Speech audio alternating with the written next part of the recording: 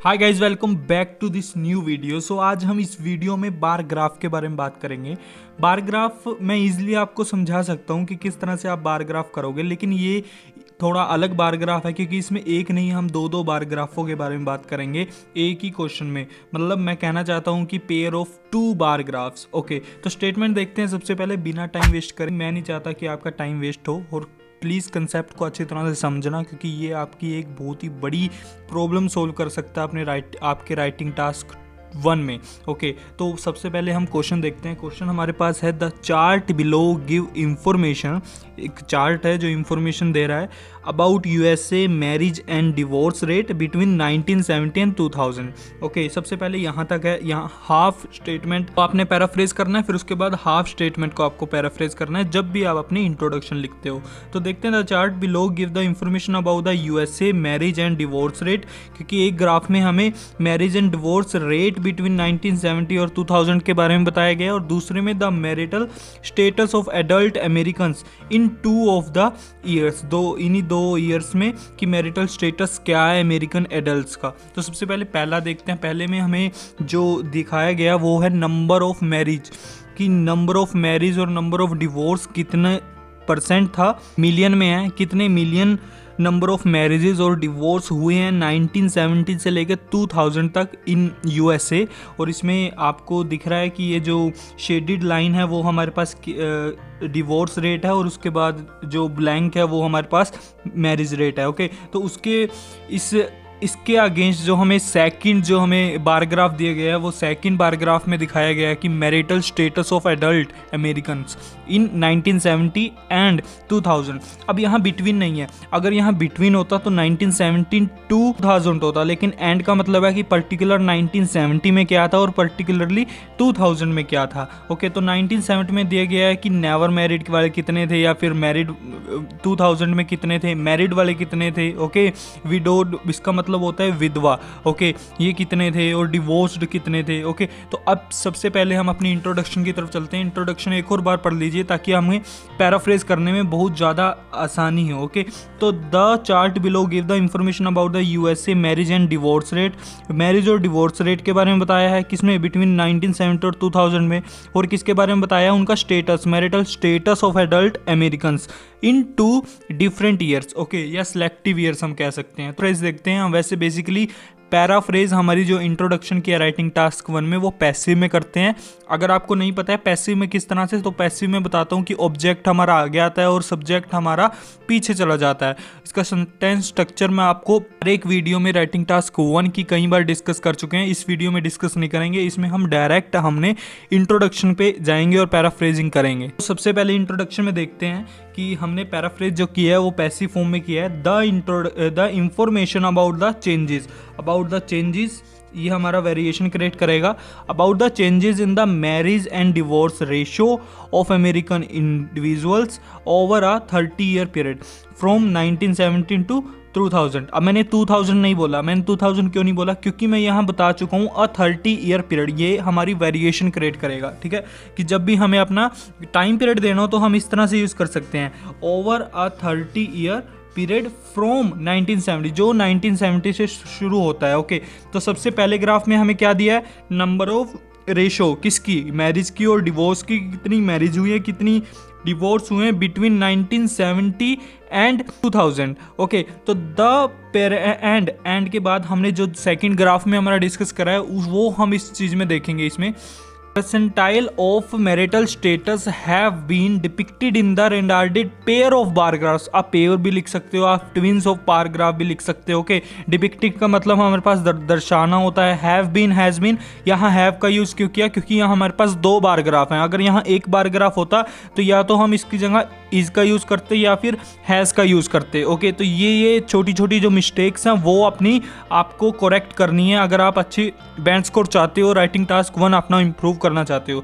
मैं writing task 1 की ही specially बात नहीं कर रहा, मैं सभी टास्क की बात कर रहा हूँ कि ये छोटे छोटे जो हम एरर करते हैं ना, इसको थोड़ा सा, जैसे ही आप लिखते हो ना, एक बार आप रीचेकिंग कर लो, एक बार नहीं 2 बार आप रीचेकिंग कर लो, लेकिन आपको लगना चाहिए कि हाँ मैंने 100% अपना दिया है और कोई भी एरर मेरी वजह से जो मैं चाहता हूँ कि नहीं हो, वो नहीं हुए हैं। ओके, तो उसके बाद हम ओवरऑल देखते हैं। ओवरऑल वैसे तो कंक्लूजन जैसे ओवरऑल देते हैं हम राइटिंग टास्क 1 में, वो लास्ट में भी दे सकते हैं, BP1 और BP2 के बाद में भी दे सकते हैं, लेकिन आप इन पर भी देख सकते हो कि इंट्रोडक्शन के बाद सीधा ही एग्जामिनर आपका ओवरऑल पढ़े। ओके, तो ओवरऑल देखते हैं। ओवरऑल जैसे कि अब बार ग्राफ हमारे पास, तो बार ग्राफ में हम अपना ओवरऑल किस तरह से निकाल सकते हैं। तो बार ग्राफ में जो भी ओवरऑल होता है वो कंपैरिजन के थ्रू निकलता है, जिसमें भी कंपैरिजन हो उसके थ्रू हम ओवरऑल निकालेंगे। तो इसमें देखते हैं हम किस तरह से अपना कंपैरिजन कर सकते हैं। तो इसमें ओवरऑल जो है हमारा overall, it can be widely manifested that, widely मतलब कि क्लियरली, मैनिफेस्टेड मतलब कि ऑब्जर्व्ड, ये क्लियरली ऑब्जर्व किया गया है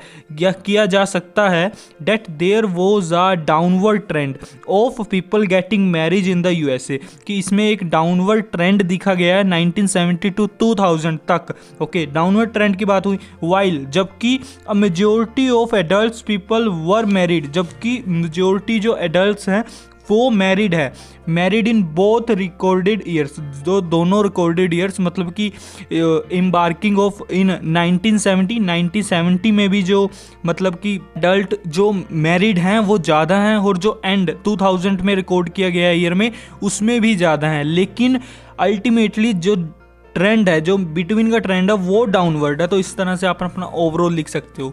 ओके, तो हम BP1 और BP2 के ऊपर चलते हैं, क्योंकि I think so these two are also a very important for us, because इसी BP1 और BP2 में हम अपने सेंटेंस स्ट्रक्चरों को दिखा सकते हैं, हम इसमें वोकैब यूज़ कर सकते हैं, इसमें अपनी वेरिएशन दे सकते हैं। तो BP1 BP2 आपके लिए बहुत ज़्यादा ज़रूरी है, ये नहीं कहूँगा कि इनसे भी ज़्यादा ज़रूरी है। इंट्रोडक्शन और कंक्लूजन आपका फर्स्ट इम्पैक्ट पाएगा, ओके, जो एग्जामिनर पे, लेकिन BP1 BP2 से आपके सेंटेंस फॉर्मेशन का पता लगेगा। आपको ज़्यादा नहीं, 8 से 9 सेंटेंस फॉर्मेशंस यूज़ करनी है पूरे राइटिंग टास्क 1 और राइटिंग टास्क 2 मिला के।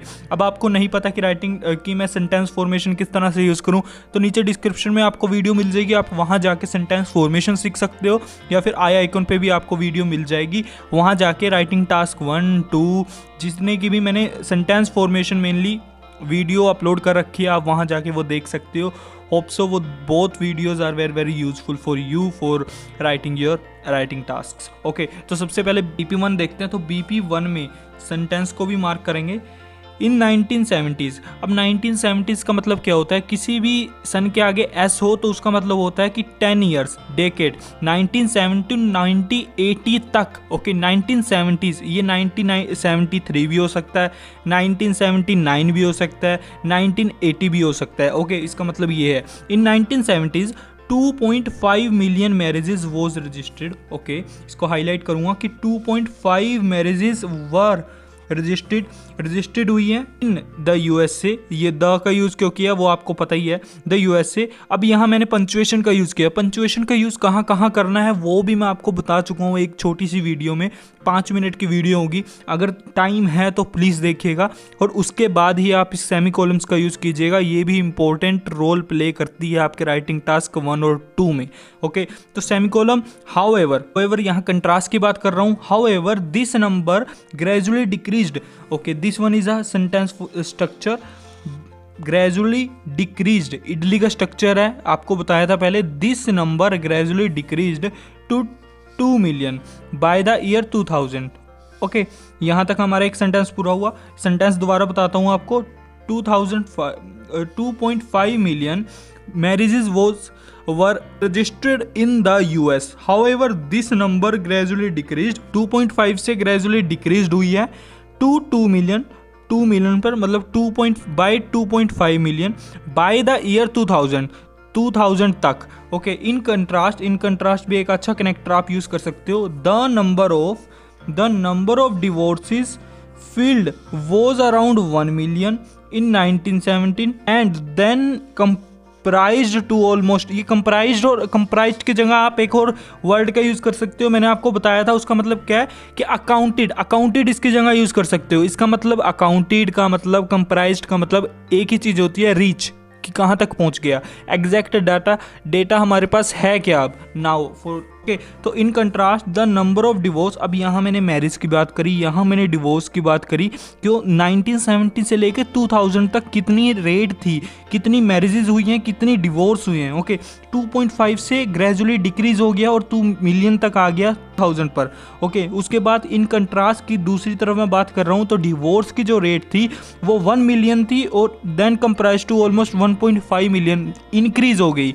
और डेकेड लेटर, 10 साल बाद, देयर हैड बीन, ये भी एक स्ट्रक्चर है, there had been since then fewer divorces, जो डिवोर्सेज है वो बहुत कम होने लगे। The figure fell back to 1 million in 2000 में जो डिवोर्स की जो रेट है वो दोबारा कहाँ पर आ गई, हमारी 1 मिलियन पर, जहाँ से वो शुरू हुई थी। ओके, तो इस तरह से आप अपने सेंटेंस फॉर्मेशन लिख सकते हो राइटिंग टास्क 1 में। अब नेक्स्ट देखते हैं, बिल्कुल छोटा सा हमारे पास BP2 है और 150 वर्ड्स आपके ईजिली कवर करेगा, पूरे के पूरे 4 पैराग्राफ ही हैं। ओके, लेकिन आपको देखना है कि सेंटेंस फॉर्मेशन किस तरह से आपने यूज़ की है। तो इस पे देखते हैं, the percentage of married adults, ये सेकंड पैराग्राफ की बात कर रहा हूँ मैं। द परसेंट, जिसमें क्या चीज़ बोली गई है, जिसमें हमें क्या दिया गया है, जिसमें 1970 और 2000 का पर्टिकुलरली 2 का स्टेटस दिया गया है, मैरिटल स्टेटस दिया गया है कि मैरिज हुई है, डिवोर्स हुआ है, या क्या स्टेटस है उस 1917 में और 2000 में। तो the percentage of married adults, जो परसेंटेज थी मैरिड है, जो मैरिड एडल्ट्स थे उनकी percentage dropped from 70% in 1970 to 60% in 2000। ये आप प्लीज़ नोट डाउन कीजिए इसको कि हम किस तरह से पीरियड के साथ हमारी परसेंटेज या फिर फिगर भी दिखा सकते हैं। ड्रॉप्ड डाउन, जो ड्रॉप हुई है, फ्रॉम कहाँ से, फ्रॉम 70% इन 1970 से टू 60% इन 2000 से। ओके, सिमिलरली का मतलब ये हमारे पास एक कनेक्टर है। ऐसे कनेक्टर आपको यूज़ करने चाहिए अपनी राइटिंग में, क्योंकि इनसे एग्जामिनर को अलग ही इंप्रेशन आता है। लाइक अब यहाँ हाउएवर होता तो एग्जामिनर समझ जाता कि यहाँ वो कंट्रास्ट की बात करेगा स्टूडेंट। सिमिलरली का मतलब है लाइकली, कि इसी जैसा ही ड्रॉपिंग ट्रेंड की बात होगी आगे। ओके, तो इससे मतलब आइडिया मिल जाता है। तो ऐसे कनेक्टर्स आपको यूज़ करने चाहिए। तो there was a marginal decrease was seen in the ratio of widowed people, की जो विधवा औरतें आदमी जो भी, तो उनमें डिक्रीज देखा गया है। ओके, तो ये सिमिलरली है, तो इसमें भी डिक्रीज देखा गया। अब इंक्रीज किस में देखा गया, the people for never married, जो बिल्कुल भी मैरिड नहीं करी है, पीपल एंड डिवोर्स्ड वंस, जो डिवोर्स्ड है, एक्सपीरियंस और slightly rise by around 8% for all, 8% for all, दोनों के लिए 8% है, तो इंक्रीज हुआ है। तो इस तरह से हम अपनी सेंटेंस फॉर्मेशन का यूज़ करेंगे राइटिंग टास्क 1 में। ओके, तो होप सो आपको ये वीडियो अच्छी लगी होगी और वेरिएशन किस तरह से हम दिखा सकते हैं, हमने वो सब कुछ किया।